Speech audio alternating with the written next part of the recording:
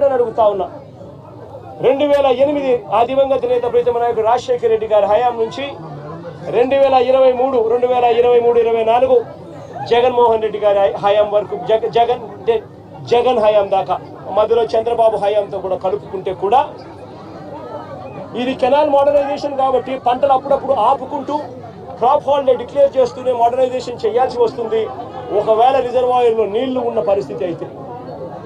ఇటువంటి పరిస్థితుల్లో ఈ మొత్తం సంవత్సరాలు కలిపి 2015 నుంచి 2023-24 దాకా చూసుకుంటే కూడా ఈ 9 ఏడాది కూడా అందరి ప్రభుత్వాలలో కూడా ఖర్చు పెట్టింది ఎంత అంటే కేవలం 95 కోట్ల రూపాయలు. మరి నేను అడుగుతా ఉన్నా, మరి ఇది ఏమాత్రం ఇంకిత జ్ఞానం ఉన్న ఈ చంద్రబాబు నాయుడు గారు ఈ మాదిరిగా అబద్ధాలు ఆడటం ధర్మమేనా అని అడుగుతా ఉన్నా. ఒకవైపున ఏలేరు రిజర్వాయర్కి సంబంధించి ఫ్లడ్ కుషన్ మేనేజ్మెంట్ లో పూర్తిగా విఫలమై కావాలని ఒక మ్యాన్ మేడ్ ఫ్లడ్ క్రియేట్ చేసి రైతులందరినీ కూడా ఇబ్బంది పాలు చేసి ప్రజలందరినీ ఒకవైపున ఇబ్బంది పాలు చేసి ఇంకా వేలెత్తి చూపిస్తాడు జగన్ మీద. నేను అడుగుతా ఉన్న చంద్రబాబు నాయుడు ప్రభుత్వం వచ్చి దాదాపు 4 నెలలు అయిపోయింది. ఇప్పటికైనా కూడా చంద్రబాబు నాయుడు గారి హయాంలో ఏదన్నా జరుగు, ఎక్కడన్నా జరుగు, ఏమన్నా జరుగు, దానికి కారణం జగన్ అంటాడు. ఎక్కడేమన్నా జరుగు, కారణం జగన్. విజయవాడలో వరదలు వచ్చినా జగన్, ఏలే రిజర్వాయర్ వచ్చినా జగన్, ఆంధ్ర రాష్ట్రంలో కోవిడ్ వచ్చినా జగన్. చంద్రబాబు నాయుడు గారి హయాంలో చంద్రబాబు నాయుడు గారు ఏమి చేయలేకపోయినా కారణం జగన్ జగన్ జగన్ జగన్ జగన్ జగన్.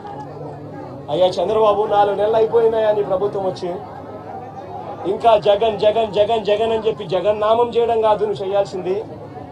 రాష్ట్ర ప్రజలకు నిజాయితీతో పాలన చేయడం నేర్చుకొని అడుగుతా ఉన్నా. రాష్ట్ర ప్రజలకు న్యాయంగా ధర్మంగా ఇవ్వాల్సింది ఇచ్చే కార్యక్రమం మీద ధ్యాస పెట్టుకొని అడుగుతా ఉన్నా. ఇదే మనిషి పెద్ద మనిషి చంద్రబాబు నాయుడు గారి హయాన్ని ఒక్కసారి చెప్తా ఉన్నా.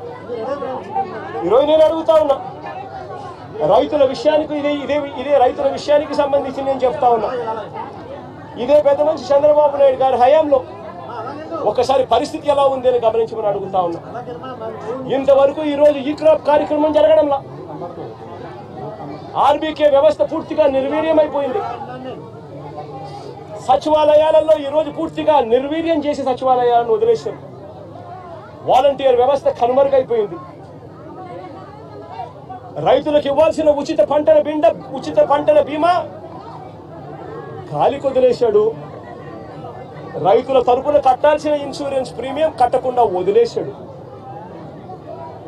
నేను అడుగుతా ఉన్నాను ఇదే పెద్ద మనిషి చంద్రబాబు నాయుడు గారిని, ఈ క్రాప్ ఏమైందయ్యా అని అడుగుతా ఉన్నాను. గ్రామ సచివాలయాల్లో పెట్టాల్సిన సోషల్ ఆడిట్ లో పెట్టాల్సిన లిస్టులు ఏమైనాయా అని అడుగుతున్నాను. ఆర్బీకే వ్యవస్థ ఏమైందయ్యా అని అడుగుతా ఉన్నాను. ఇదే పెద్ద మనిషి చంద్రబాబు నాయుడు అడుగుతా ఉన్నాను. వ్యవసాయ సీజన్ మొదలయ్యేసరికి రైతు భరోసా ఇచ్చే కార్యక్రమం ఏమైందయ్యా అని అడుగుతా ఉన్నాను. వ్యవసాయ సీజన్ మొదలయ్యేసరికి రైతులకు ఇవ్వాల్సిన 0 వడ్డీ ఏమైందయ్యా చంద్రబాబు అని అడుగుతా ఉన్నాను.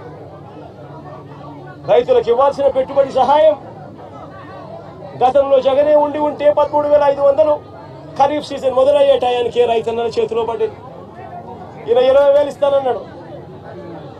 20,000 ఇస్తానన్న పెద్ద మనిషి ఆ 13,500 ఎగిరిపోయింది, 20,000 గాలికి ఎగిరిపోయింది. ఇదే పెద్ద మనిషి చంద్రబాబు నాయుడు గారు ఆర్బీకే వ్యవస్థ జగన్ ప్రభుత్వంలో వైఎస్ఆర్ కాంగ్రెస్ పార్టీ ప్రభుత్వంలో ఆర్బీకేలు ఎఫెక్టివ్ గా పనిచేస్తూ జియో ట్యాగింగ్ చేస్తూ ఈ క్రాప్ నమోదు చేస్తూ పారదర్శకంగా ప్రతి రైతుకు కూడా ఇన్సూరెన్స్ గవర్నమెంట్